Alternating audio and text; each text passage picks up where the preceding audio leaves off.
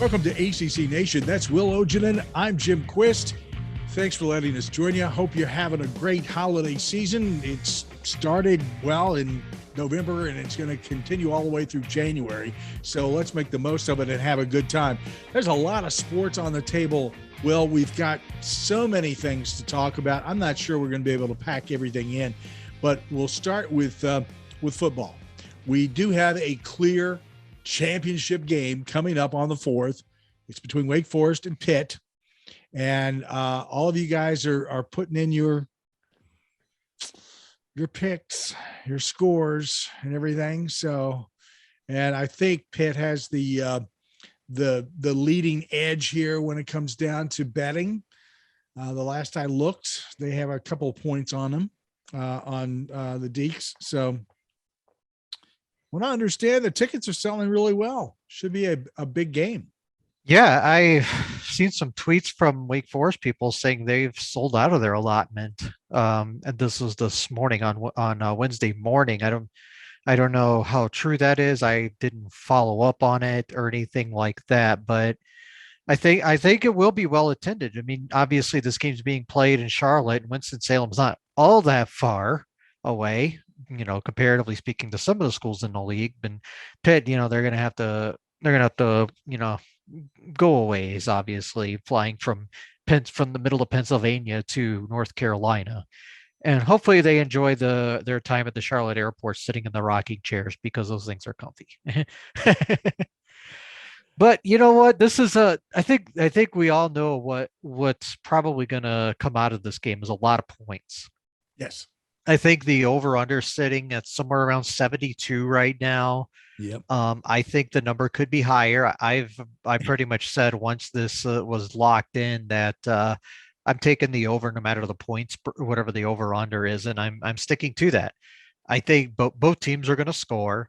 I don't see either team, really stopping each other. I guess if you're looking at, okay, which team has the better, section a defense, and the answer is Pitt's defensive line. They have the best defensive line, and that stands out over any other portion of their defense or anything on Wake's defense. That's where you might lean slightly towards them in this game. But I also look at it this way. I don't think there's much of a difference between Kenny Pickett and Sam Hartman. Where I would also say on the offensive side is I feel like Wake's running game is better than Pitt's. And I think both the passing games are fairly even.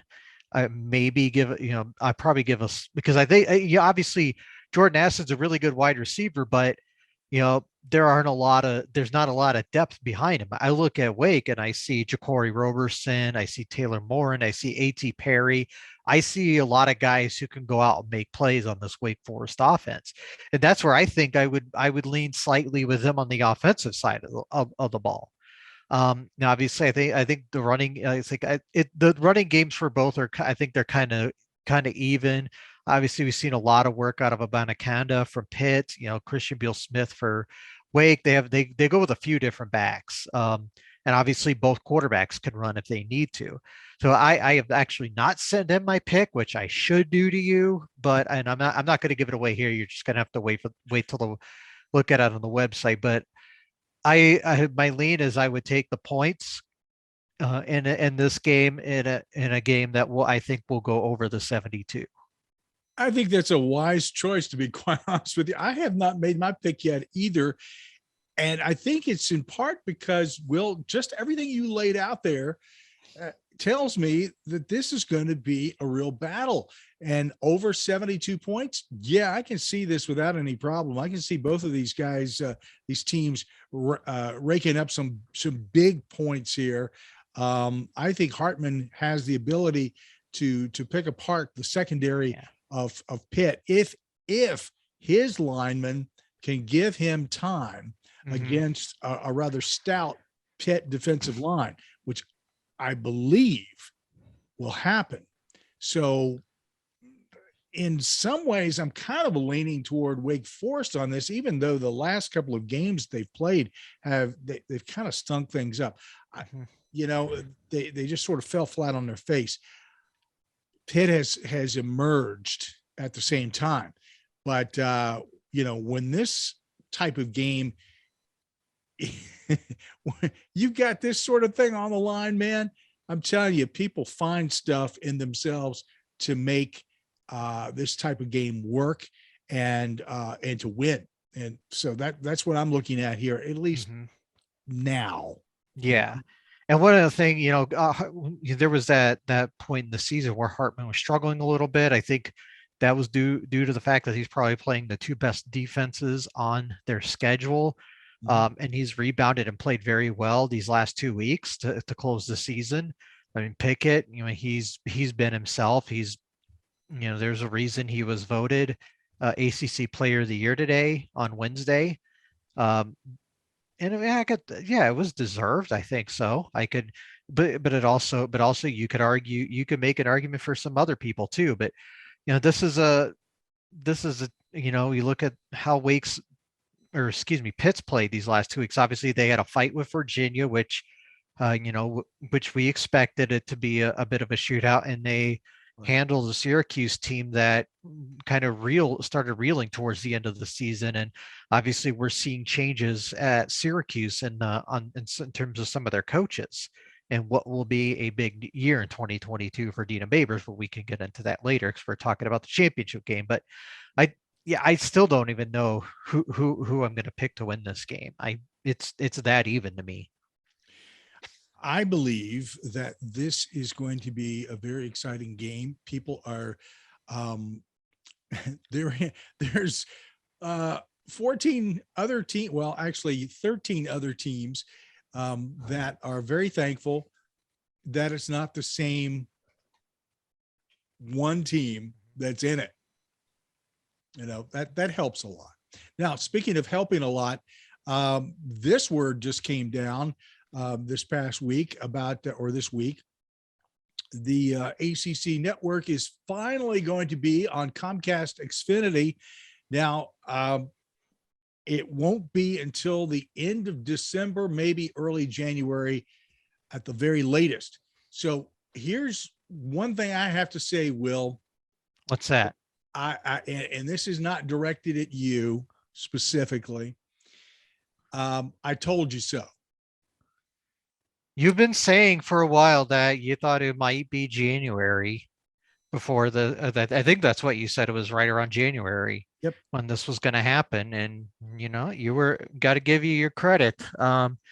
Cause you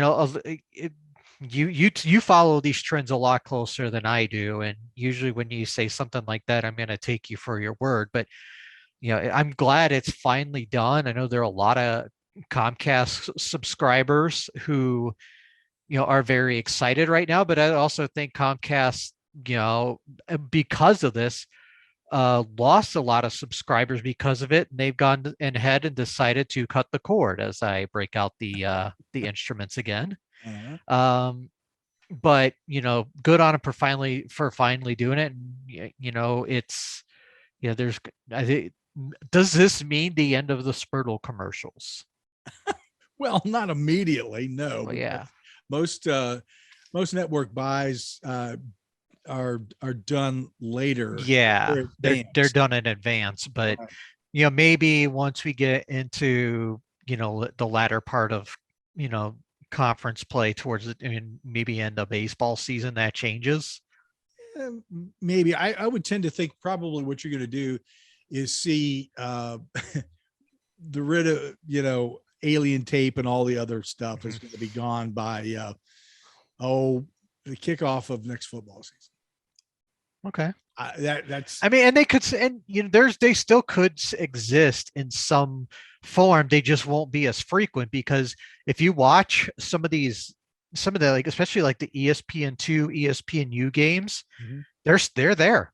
Yep. I was watching Iowa, Virginia the other night, and I saw one of it was those, I can't remember which company it is, but you see Jimmy Walker and Joe Namath promote them. Yeah. I saw one of those commercials during the Iowa, Virginia game on Monday night. Gotcha. Dynamite. Oh my God. But those commercials, those are two guys whose peak was a long time ago, but a long time ago. Yes.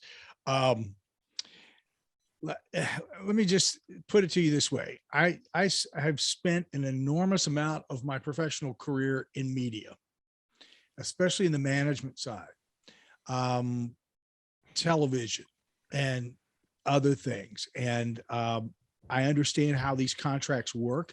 I've worked with a lot, in fact, a company that was a precursor to Comcast. I worked with that company to do some contracts and things. And I'm telling you, it is very involved and people do not move quickly. They want to make sure that they've got everything to their advantage as much as possible. So I did my research on this, looked at it very carefully as to what the original contract was, how that was implemented, how long it took for them to do it, the time frame in which it started, and then it was implemented. And everybody who thought that it was going to be sooner than that, sorry, you don't know how the business works. You're assuming that the ACC network is like this gem and that it's like this big thing. It's not in the big picture. And that's why, you know, when I wrote the column about Hulu was the big thing that they were talking about. The contract between Disney and Comcast, the carriage deal, is just something that they had to renegotiate all of the, you know, how much are you getting paid for this? All the TV stations, the Disney, the House of Mouse stuff, ESPN, et cetera, all that kind of stuff. Who's going to carry what, how much you're going to get paid, all that. It included the SEC network as well as FX, Nat Geo, on down the line. Well, the ACC network is new and wasn't going to be, in no way, shape, or form was ever going to be included sooner than this contract being implemented. Just wasn't. There's no way in the world. It's not worth that much. As you pointed out something, you know, Comcast probably did lose some customers over this, but they're a multi-billion-dollar company. Do you actually believe for a second, Will, that losing 1,000, 2,000, 5,000 customers is really going to dent their bottom line? No, not at all. No. So they don't. I hate to say that we just don't have any influence there. We don't. No, not as much as we'd like to think. No, I mean, that is a big media conglomerate, and you know, they make millions or billions, I should say, you know, on a yearly basis. So you know, they don't care. Yeah, they don't. And I don't want to sound flip about it. I mean, they, on one end, they do care about their people, about their subscribers and stuff. But on the other end, you know, it's a business thing. And, you know, the bottom line is the bottom line. And it's all about the money. And that's what it came down to. And that's what it was going to be in this particular instance. That's what happened. So, again, you know, to not to gloat, but honestly, I have been preaching this for months. So I just want to say, as we're doing this right now, we're recording this at about 8:15 Eastern on Wednesday night, and literally news is breaking while we're recording that Marcus Freeman is expected to be named the next head coach at Notre Dame. And we were going to get into that at some point, but hey. Yeah, why don't we just go ahead and do that now? Let's back up for just a second. We'll talk about the coaches. So here are the people that we know are out. Justin Fuente at Virginia Tech. You're out. Duke's David Cutcliffe. You're out. Notre Dame's Brian Kelly. Bye-bye. And a slew of OCs and DCs. We still money talks.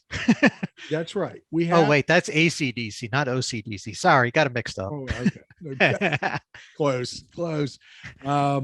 There's a couple of question marks surrounding a couple of well-known people. Mm-hmm. Brent Venables is still out there as a possibility. Now, there's something in my gut that tells me something's happening there. So we'll see. I don't want to jump on stuff. I hate being the person who speculates until, and this is this journalism background. You know, that's what I was taught. I was taught this very early on, make sure that you have somebody who can verify it, who's in a position of authority before you step out on that limb with a saw. And a lot of people don't do that in the blogosphere. They'll throw stuff out on social media and it's speculation. And you and I were talking about a particular individual who was throwing. He throws things. He's notorious for throwing things on the wall, and mistakes. It mostly doesn't stick. Right.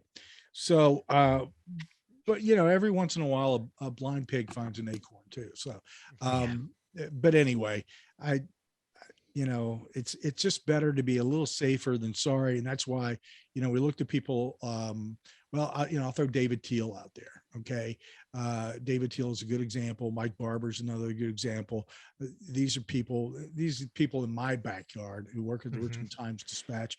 And they are tied in, and they make sure that when they hear something, they get a clarification. And that's before it ever gets out there into the public. So that is a very important thing to do, because there's nothing worse than walking around with mud on your face all the time instead of on the side of the barn. Well, let's talk about who is taking over, Will, at Notre Dame. Yeah. So as we just mentioned, it was first reported by On3 Sports that Marcus Freeman would be, I was about to say Marcus Stroman because he also signed today, but he's going into the city of the team of whose hat you're wearing. But Marcus Freeman is going to be promoted from defensive coordinator to head coach. Remember, Freeman helped build Cincinnati's defense, build them up to where they are today. And he took the Notre Dame job after last season, after Clark Lee moved on to become the head coach at Vanderbilt. Freeman did a great job of this defense, seen as an up-and-comer in the coaching ranks. I know his name was thrown out as a possibility for the Virginia Tech job. And if they would have hired Luke Fickell, Notre Dame, there was talk about Freeman going over to Cincinnati as kind of almost a trade-off. But this is I would say it's kind of a risky move because this is a huge school, Notre Dame, who has all this history of success, and you're hiring somebody who has never been a head coach. But obviously he's been seen as an up and comer in the ranks. Like I've said, he did a great job at Cincinnati. He took over the Notre Dame job, and Notre Dame, because a lot to do with their defense, is the reason they are flirting with a playoff bid again. But yeah, this has just come down as we were recording, and it's just I can't fault him for going that route. I mean, I was a little surprised they didn't go to Luke Fickell, but I'm wondering if, given the fact that we are about 2 weeks out from the early signing period, and even though they were supposedly willing to wait to see what Cincinnati's fate was after this weekend and the championship game in the American, they thinking they could wait and see if they made the playoff, then make a run at him. Maybe they decided, what, let's just take Marcus because he's we think he's ready. And like I said, it's a risky move, but I think it's one worth taking. I think it'll pay off for them in the long run. Here's something I want to throw out at you, because I saw this in USA Today a few hours before we went on the air. Brian Kelly explaining his decision to leave Notre Dame. And this is a quote: "I wanted to be with the best." You want to talk about somebody burning bridges? This guy has he has an innate ability to just, excuse the French here, folks, he pisses people off left and right. I look at him, he pisses me off. I've always felt that way about Brian Kelly. But I mean, if you look at his track record, he has burned bridges left and right. He's doing it again. And he signed this really big package, $95 million over 10 years, 9.5 million per year, and plus some extras thrown in there that are bonus type of things. All you can eat Cajun. Pretty much a lot of crawfish. Yeah. So, well, you had the right guy in Ogeron doing that. I mean, who's the perfect dude for that. I just, I don't think Brian Kelly sometimes. I really don't. I mean, that is not something you want to do in a club that has small membership. Mm-hmm. I'm reminded of an episode of The Simpsons where Homer quits his job at the nuclear plant, and on his way out, he throws Mr. Burns off of the little vehicle or whatever, and literally burns the bridge as he's driving off of it. And that's all I can think of with Brian Kelly, because he literally burns bridges everywhere he goes. And well, kind of led to somebody's death too. I shouldn't have said that, because if you're not watching the video, Jim nearly spit out his coffee while I said that. Oh, whew. Okay. It was either going to come out at the screen or it was going to go down the wrong pipe, and I balanced it just right. But if you want to feel old, Freeman is 35 years old. So yeah, don't worry. That does make me feel old. Yeah. But I mean, I look at this as being a good thing. This, along with another hiring, Penn State DC Brent Pry, who happened to be with Beamer and Foster back in the day, is coming back. And he's a relatively young guy. This is his first head coaching position. That's pretty exciting stuff. I'm kind of pumped about this. I don't think you always have to have that name guy, because there's enough great talent that's sitting there pushing. It's constantly pushing, and they need to break through at some point. You got to have a pair of brass as an AD to say, yeah, I'm putting it all right here. Swarbrick, Notre Dame, that dude's got brass. Okay. Yeah, for sure. Too. Yeah. So let's, with this caveat, we have no idea if he's a good head coach or not. He's never been one. Right. But here's where you look at, okay, Virginia Tech was going to have a hard time landing a big coach in this cycle when Florida fires their head coach, USC fired their head coach. You see, we've obviously seen all the big names. We saw, Lincoln Riley go to USC. We've now seen, as we mentioned, Brian Kelly to LSU. All these big names, switching jobs, and it was just like Virginia Tech probably had no shot at Billy Napier now that he's at Florida. Don't know what Matt Campbell's future holds at Iowa State. Maybe he's maybe with all these moves, he might end up staying there.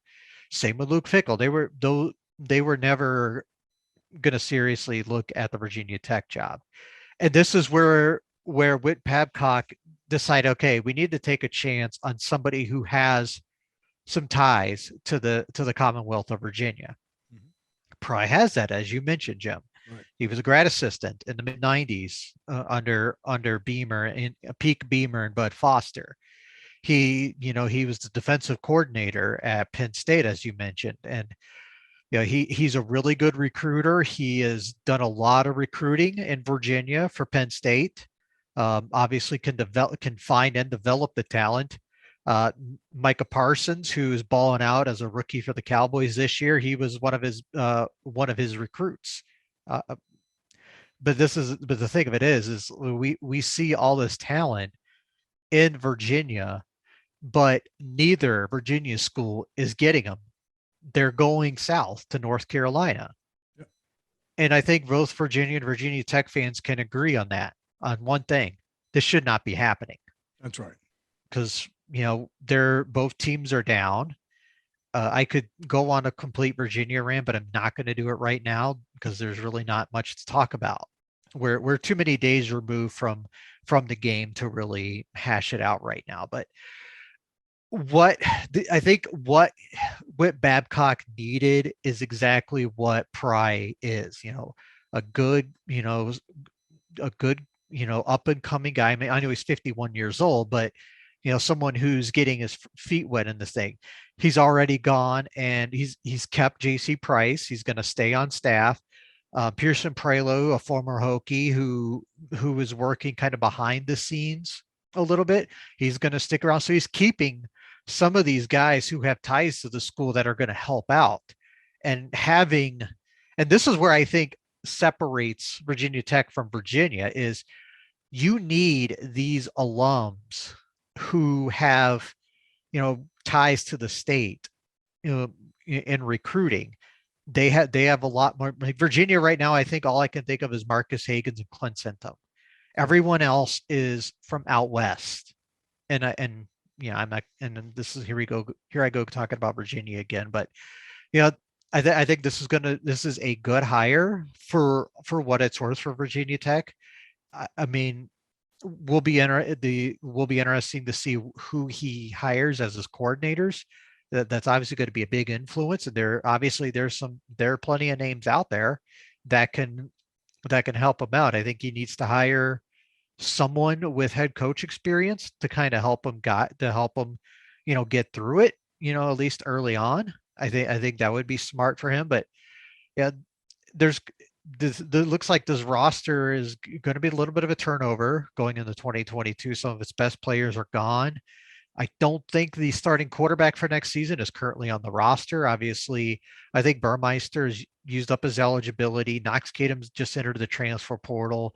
I don't think Blumrick is a guy you can rely on a consistent basis as a quarterback. So, that's going to be, step one for him is finding that quarterback.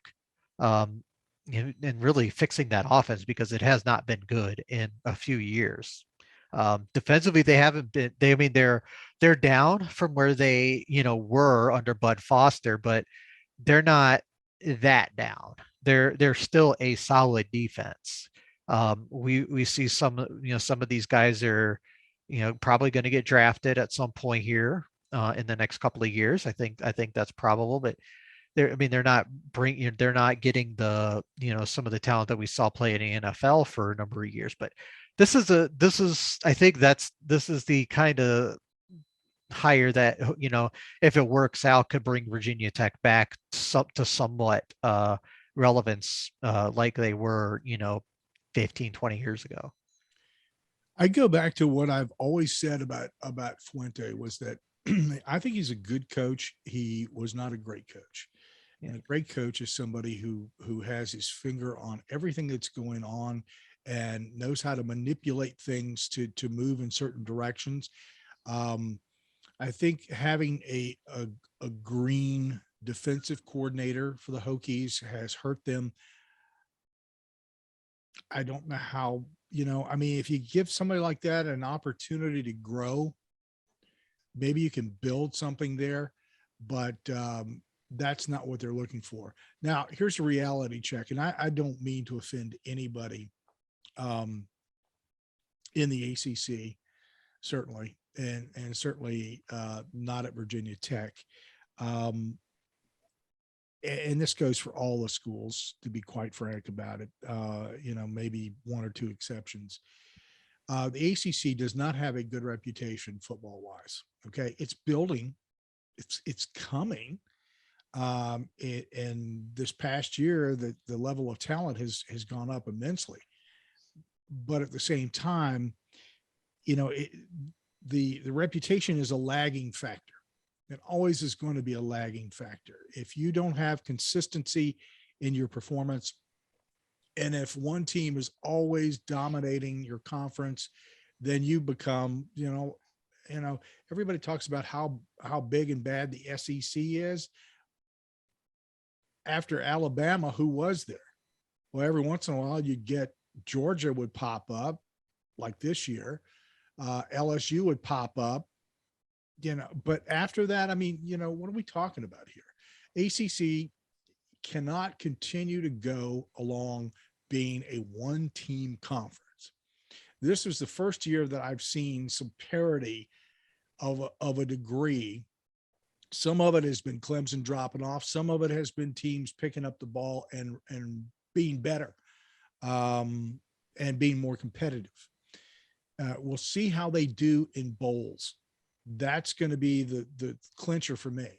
If these ACC teams that are headed to the bowls, if they can get all their players in there, and they get some big wins, that's going to be huge for this conference. But here's the thing that I'm going to say it. When you go out looking for a coach and you think you're going to get top tier talent to come into Blacksburg, no. It's nice to have a high opinion of yourself. And I have a high opinion of Virginia Tech. I really do. But they are not a top tier program yet. They can be. And a lot of the other schools in the ACC can be too, if they keep pushing hard enough. But right now, there's only a couple that are top tier, and one clearly who had an off season, but they'll be back. When we start seeing Wake, Pitt, NC State, Florida State, these teams, when they start coming back, if Virginia Tech can do the same thing, if Virginia can be consistent, if you do that, if Louisville can be consistent, Miami could be consistent for once, that would be fantastic. Then you'd have a competitive conference, and people would not be talking about the SEC as the dominant football conference in college football. They are.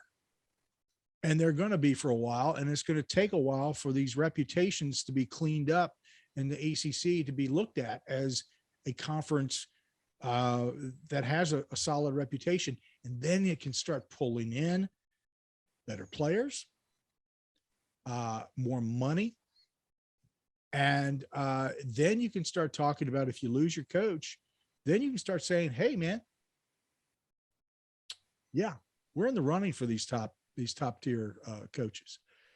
Not yet, sadly, but Yeah. I think we've got some good coaches that are coming in, and I'm excited to see what they do. Yeah, and you look at some of these coaches the conference has brought in lately. Just going back over the last 2-3 years, Hapley's doing a great job at Boston College. He just got a contract extension this week. Mike Norvell, I think. I mean, they went 5-7 this year, but I thought he did a really good job of turning that team around. Going starting 0-4, losing to an FCS school, but he kept the team together. They didn't quit. They played hard for him. He played. He was a coach because he figured out, okay, this offense isn't working with McKenzie Milton. I'm going to stick Jordan Travis in there, even though I don't really want to, but he gives us our best chance to win. And you know what? He's going to run all over the football field. Mm-hmm. And you know what?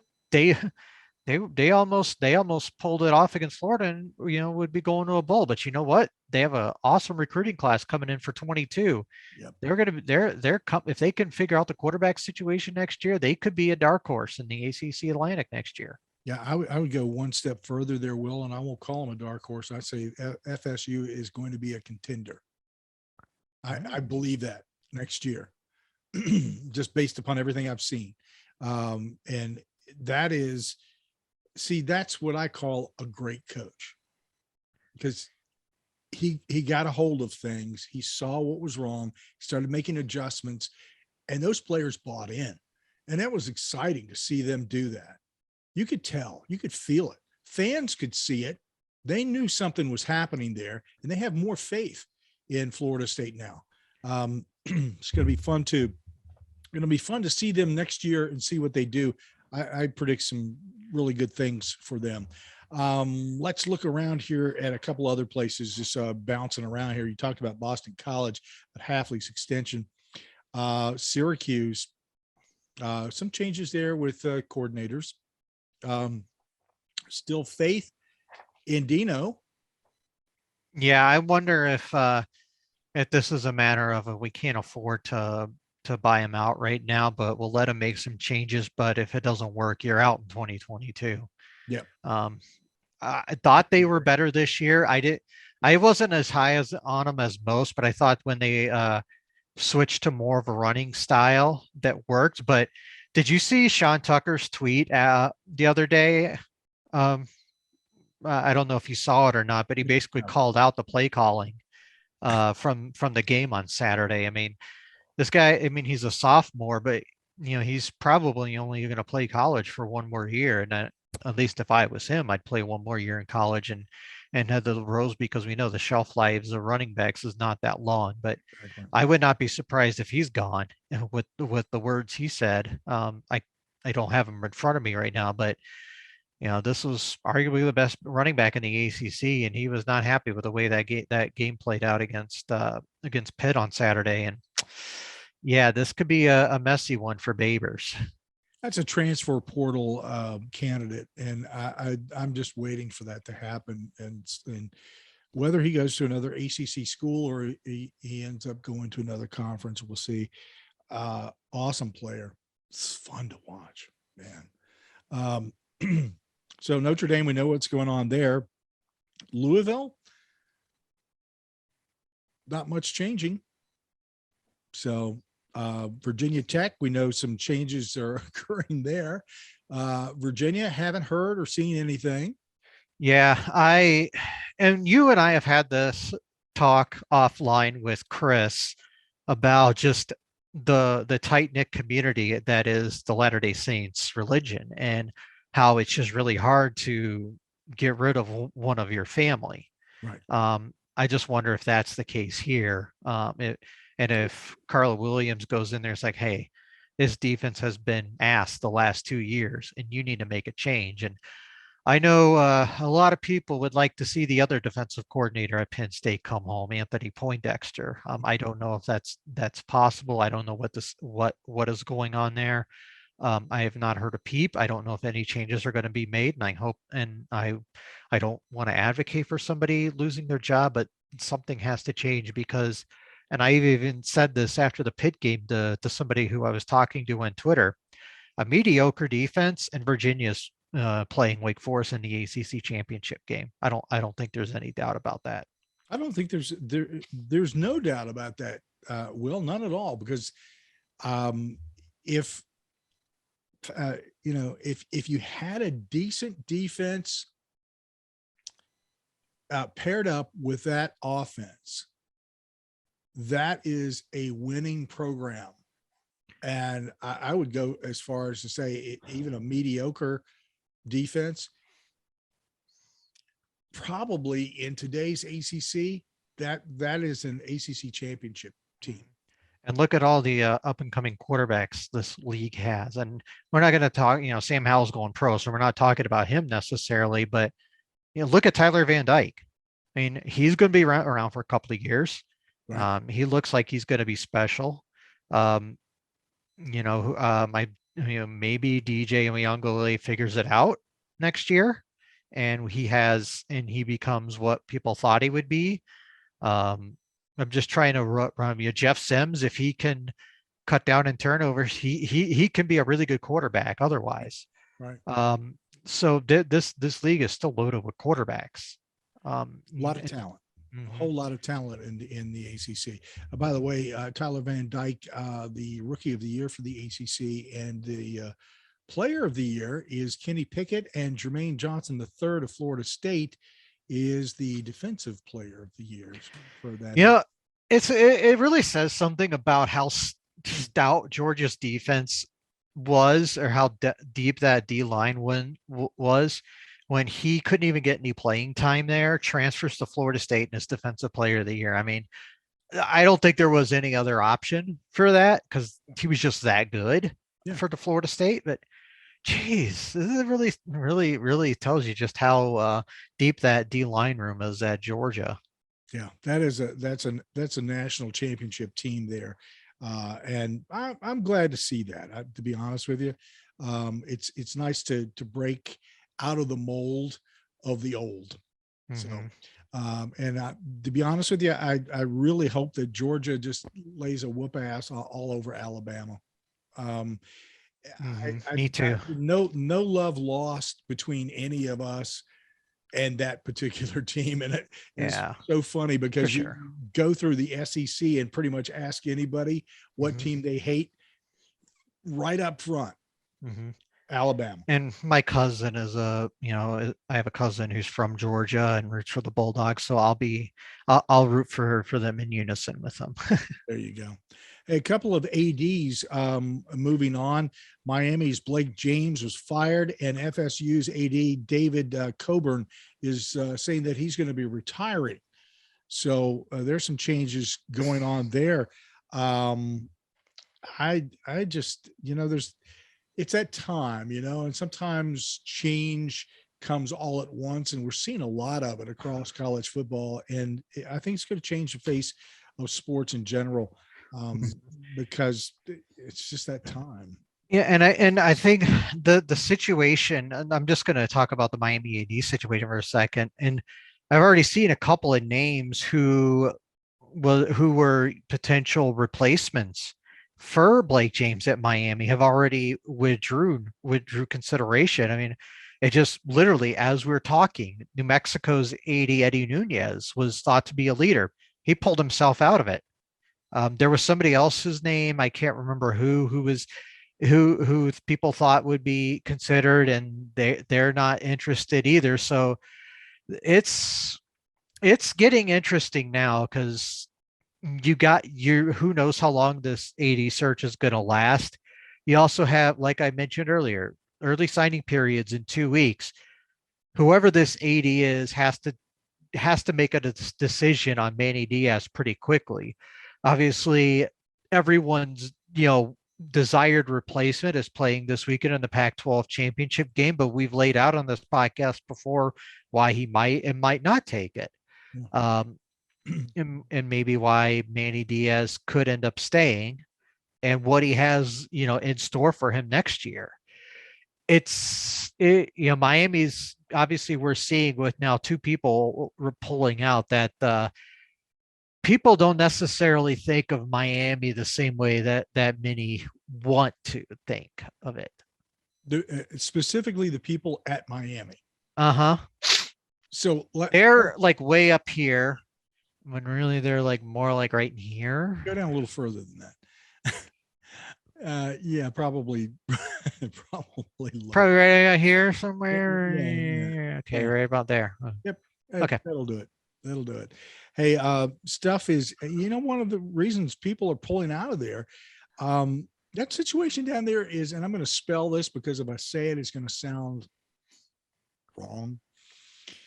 Funked.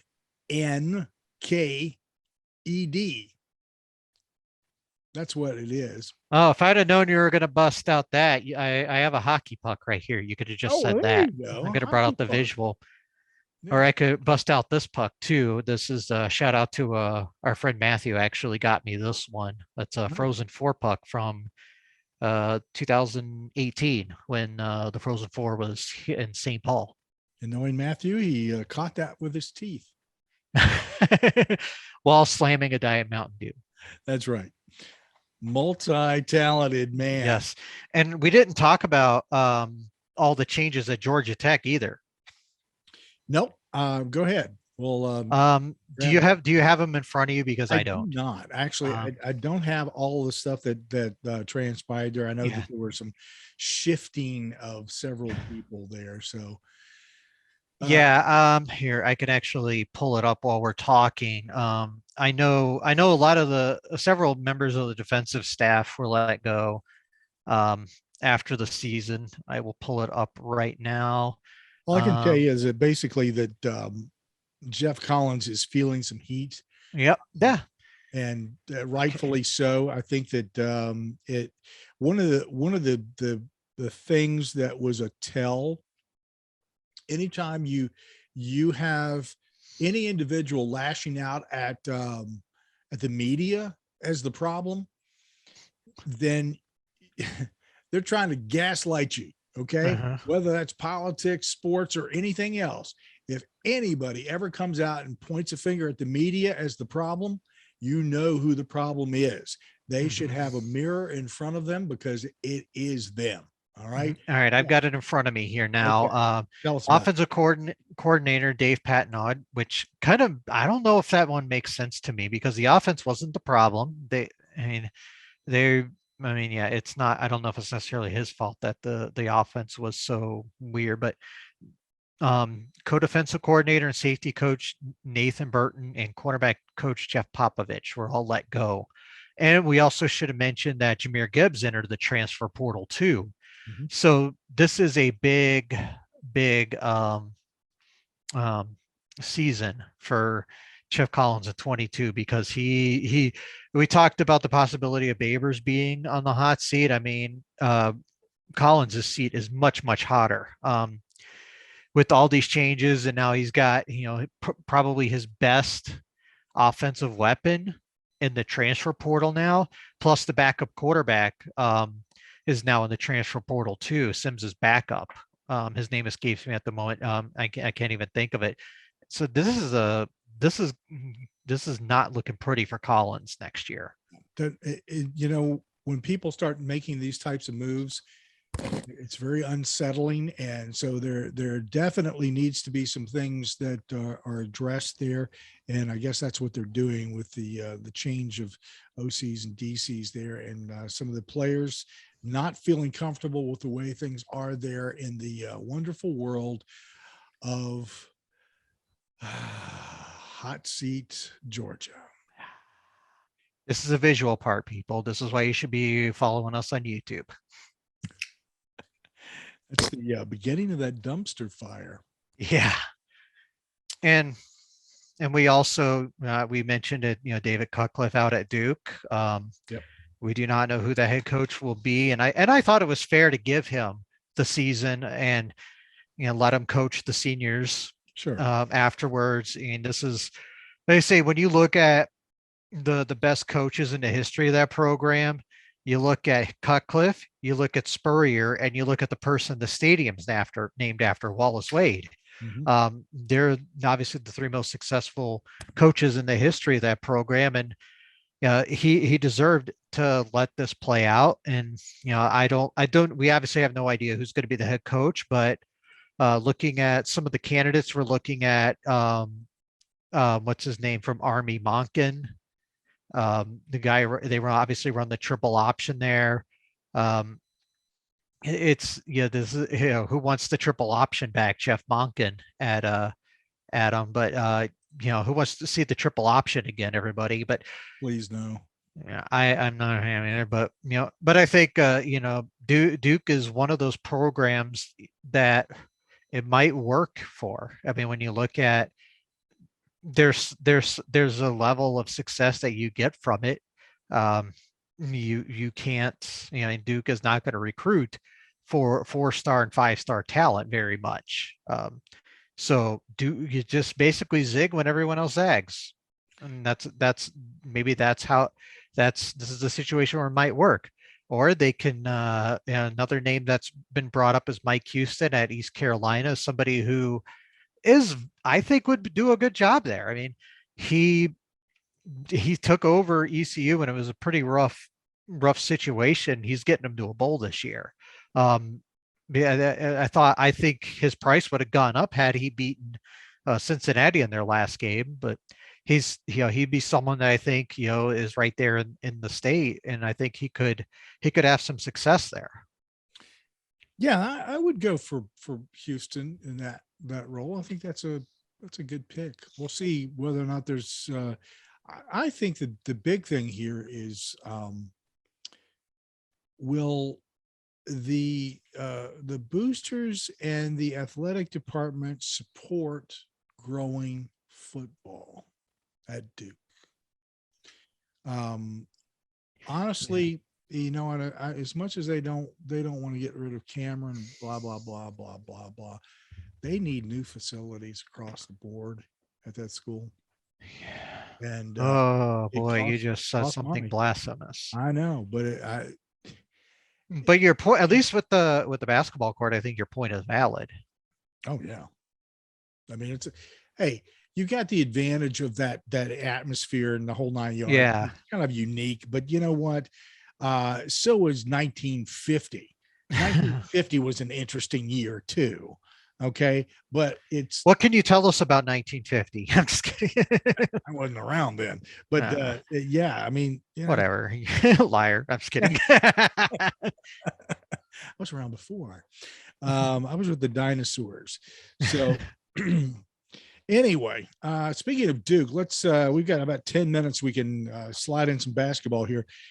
Duke men's basketball was number one because they knocked off the Zags, and they're not going to be number one next week. So this is, and we'll throw in this Big Ten ACC challenge while we're at it, because man, this has been ugh. A bleep show. Yeah.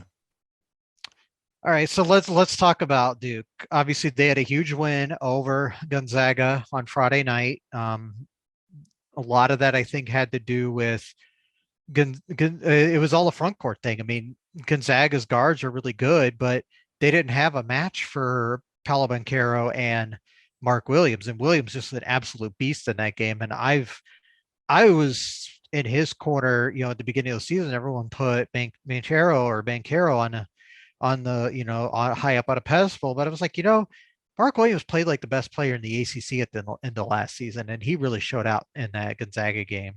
Not so much in the Ohio State game, but let me go back on the Gonzaga thing. I think their front court, Chet Holmgren, who just all their front court guys were getting into foul trouble because they just couldn't match up well with him. And Chet Holmgren's also like a pencil. I think he's 7 feet and like 180 pounds or something like that. And that might be generous. But the thing that doomed them against Ohio State is they just went ice cold in the second half. I was watching this game for a little bit on Tuesday night, went to bed. I think they were up 7, and I'm just like, yeah, whatever, they got this. Woke up this morning and they lost because they went ice freaking cold. And it wasn't like the entire team was ice cold that against Ohio State that on Tuesday night. I mean, I don't remember the exact percentage of the second half, but look at some of the shooting from the game. Banchero was 4 of 14, Jeremy Roach 4 of 10, Trevor Keels 3 of 12. Yeah, this is just not going to work. Obviously, Wendell Moore has really stepped up his game for the Blue Devils this year. He had 17 points in that game, had 8 rebounds. He's, we talked about, what was going to be the next step in his game, and it really has shown up for them this year because, I still don't fully trust their other guards, and he's going to have to do a lot of the work. He's not much of a 3-point shooter, but really that's really Duke's bugaboo is they are not a good 3-point shooting team. They were 4 of 14 from 3 in this game, and they are currently for the season shooting just under 33% from 3, which is just inside the top 200 in KenPom. This is not a this is why I think teams like Florida State can handle them, because they have the front court that can match up with them. Mm-hmm. The formula is to let them try and shoot threes, and if they can, tip your hat to them. Here are my thoughts on ACC men's basketball. November, December, I'm not too worried about it. What I do see is a lot of these teams are improving.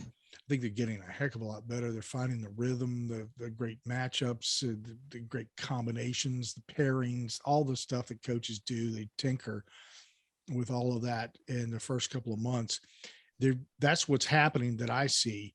I think that once we hit the stride in January and get into February, and then obviously by the time we get to the tournament, that you're going to see far more ACC teams in the running than you would have imagined based upon what we're seeing so far. I'm pretty encouraged. I think I will say this about Virginia, because what I've seen so far, the early part has just been really rough, but I'm starting to see some things click. And Yeah. And no, go ahead, Jim. I think that Tony Bennett will have them turning the corner here before much longer, and you'll see that team rising back up into the top 25. I mean, it's going to take time. I think this is one of the things we need to realize. This team lost a lot from last year. Um, they're still not a great 3-point shooter. They were better shooting from the three in this game. They were 9 of 18. I think that's their best effort of the season. I don't have the full season in front of me, but I think that was their best effort of the season. And I think what we saw is still, Tony Bennett's still working on his rotation a little bit. We've seen Tayden Murray in the last couple of games basically come in at the end of the game when the games were well decided. He was just getting a couple of minutes off the bench. He came in and played 21 minutes in this game, hit 4 threes, and had 14 points. So yeah, this is these young guys that are coming in like a Murray, like a Milicic, then obviously combine it with an Armand Franklin who has been a little bit inconsistent from 3 this year. If they can get that figured out, they're going to be a lot better. I remember Virginia was down 21 in this game and came back and were obviously winning up until the final 8 seconds. But I appreciate the fight from this team. I do think they're going to be a lot better as the season goes on. I even said in the preseason, this team has I see a lot of parallels between this team and that 2019-2020 team, the one after the national championship, that is going to struggle to score, but the defense will be a lot better. And I think that will help or be a bigger deal once Caden Shedrick gets more mature in his development and doesn't get into foul trouble in the first half. Couple of quick notes because we only have a couple of minutes here. Boston College doing a lot better. Syracuse looking better. Things are coming together there. Tech, Notre Dame, don't know. Louisville, don't know. Virginia Tech, I'm kind of juggling balls there. NC State is coming along. Wake Forest, hey, tip of the hat to you guys, coming along. 100%. That's a big win. That win over Northwestern was big. I know Northwestern is, they're it's a Big Ten team. This is one of the things we needed to see because Wake really hasn't played many big teams on their schedule yet, and this was far and away their biggest contest. And pulling that out, I think that's huge for the future of Steve Forbes and this Wake Forest program. And he still doesn't have the talent quite there yet, but I even said when he was hired, I'm a believer in Steve Forbes, and I think he's going to get them back to the tournament. It's just going to take some time, and these are baby steps in the right direction. North Carolina coming along. Clemson is making some baby steps. Georgia Tech, again, it's development. Miami, I don't know. Florida State, I certainly see improvement. But again, I think across the board, the ACC men's basketball programs are taking, the months of November and December, fine tuning everything. And then, going to come at it full force in January, February, and into March. And that's when it really counts anyway. One final thing here. NC State women's basketball, it's tied for number 2 with UConn in the AP top 25. I'm hoping that, they didn't quite get the same respect over on the coach's side, but I'm hoping that they keep pushing up a little further. And because they look good, man, they're impressive. One last word for me, Will. I'm wearing my Bears hat, and here's the message I have. Fire Matt Nagy Thanks for joining us on ACC Nation. Follow us by subscribing on your favorite podcast or streaming radio platform and on YouTube. We'd appreciate a 5-star rating while you're there. Visit our homepage at accnation.net and support us via PayPal. Keep up with the latest by following us on Google News. You can find ACC Nation on Twitter, Instagram, Facebook, LinkedIn, Reddit, and Pinterest. Follow Will at Will's World MN, and I'm at ACC The Q. Cheers! Score.